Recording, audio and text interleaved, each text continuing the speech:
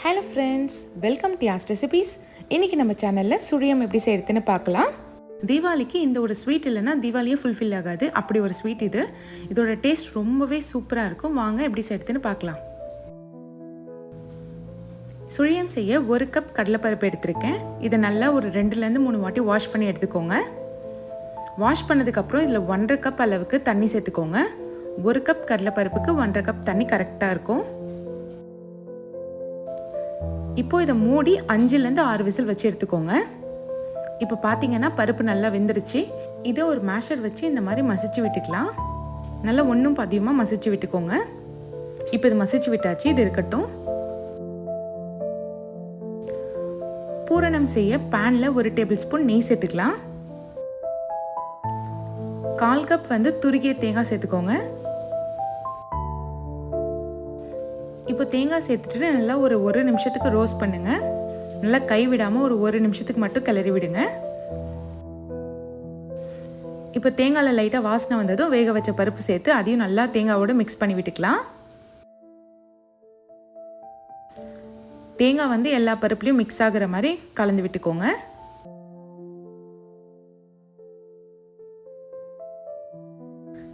இப்போ எல்லாம் நல்லா கலந்தாச்சு. இப்போ நான் வெல்லம் சேர்த்துருக்கேன். நான் பொடி பண்ண வெல்லம் 1 கப் எடுத்திருக்கேன். அதையும் சேர்த்துக்கலாம். உங்களுக்கு வெல்லத்தில் மண் இருக்குன்னு தோணுச்சுன்னா நீங்கள் வடிகட்டிட்டு சேர்த்துக்கலாம். 1 கப் வெல்லத்தை 1/4 கப் தண்ணியில் நல்லா கரைச்சிட்டு சேர்த்துக்கோங்க. இப்போ இதை நல்லா ஒரு நிமிஷத்துக்கு கலந்து விடுங்க. நல்லா வெல்லத்தோடு எல்லாமே கலந்துடணும். இப்போ இதெல்லாம் நல்லா கலந்தாச்சு. இதை ஆறட்டும். ஆறினதும் உருண்டை பிடிச்சி வச்சுக்கலாம். இப்போ இது இருக்கட்டும். சுழியத்தோட அவுட்டர் லேயர் செய்யறதுக்கு மாவு ரெடி பண்ணிக்கலாம். அதுக்கு 3/4 கப் அளவுக்கு மைதா மாவு எடுத்திருக்கேன். 1/4 கப் அளவுக்கு அரிசி மாவு சேர்த்துக்கலாம்.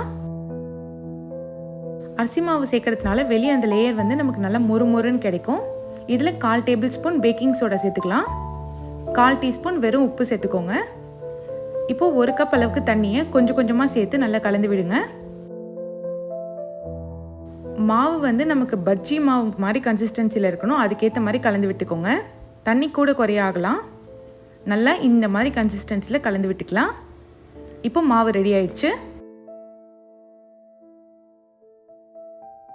இப்போ அந்த பூர்ணத்துலேருந்து லைட்டாக இந்த மாதிரி சின்னதாக ஒரு பால் மாதிரி பண்ணிக்கோங்க. இதே மாதிரி மீதி இருக்க பூர்ணத்தையும் பண்ணி வச்சுக்கலாம். இதை அந்த மைதா மாவில் டிப் பண்ணி எடுத்துக்கலாம். நல்லா எல்லா சைடும் படுற மாதிரி டிப் பண்ணிக்கோங்க. நல்லா டிப் பண்ணியாச்சு. இன்றைக்கி நான் குழி பணியாரம் கல்லில் தான் இதை பொடிக்க போகிறேன். பணியாரம் கல்லில் 1/2 கல் அளவுக்கு எண்ணெய் ஃபில் பண்ணிக்கோங்க. எண்ணெய் சூடானதும் நம்ம ரெடி பண்ணி வச்ச சுழியமை இதில் போட்டு எடுத்துக்கலாம். கேஸ் நல்லா மீடியம் ஃப்ளேமில் வச்சுக்கோங்க. இப்போ நல்லா ஒரு சைடு வெந்ததும் திருப்பி போட்டு நல்லா 2 சைடும் வேக வச்சு எடுத்துக்கலாம். நம்ம குழி பணியாரம் கல்லில் செய்யறதுனால நமக்கு ரொம்ப குவிக்காகவும் முடிஞ்சிடும். அதே மாதிரி எண்ணெயும் கம்மியாக தான் நமக்கு தேவைப்படும். இப்போ சுழியம் திருப்பி விட்டாச்சு. இது ஒரு 2 நிமிஷம் வேகட்டும். வெந்ததும் தனியாக எடுத்து வச்சிடலாம். பாருங்கள் எவ்வளோ கலர்ஃபுல்லாக சூப்பராக ரெடி ஆகிருக்குன்னு. இப்போ இது ஒரு பிளேட்டுக்கு மாற்றிடலாம். சுழியம் எல்லாம் சூப்பராக ரெடி ஆகிடுச்சு. உள்ள அந்த ஜாகரி ஸ்டஃபிங்கோட ரொம்பவே டேஸ்ட்டாக இருக்கும். இது நீங்கள் கண்டிப்பாக ட்ரை பண்ணி பாருங்கள். இந்த தீபாவளிக்கு ரொம்ப ஈஸியாகவும் இருக்கும். பிகினர்ஸ் கூட ட்ரை பண்ணலாம். சுத்தமாக ஃப்ளாப்பே ஆகாது. கண்டிப்பாக ட்ரை பண்ணி பாருங்கள். இந்த வீடியோ உங்களுக்கு பிடிச்சிருந்தா மறக்காமல் யாஸ் ரெசிபீஸ் சேனலை சப்ஸ்கிரைப் பண்ணிவிடுங்க. தேங்க்ஸ் ஃபார் வாட்சிங்.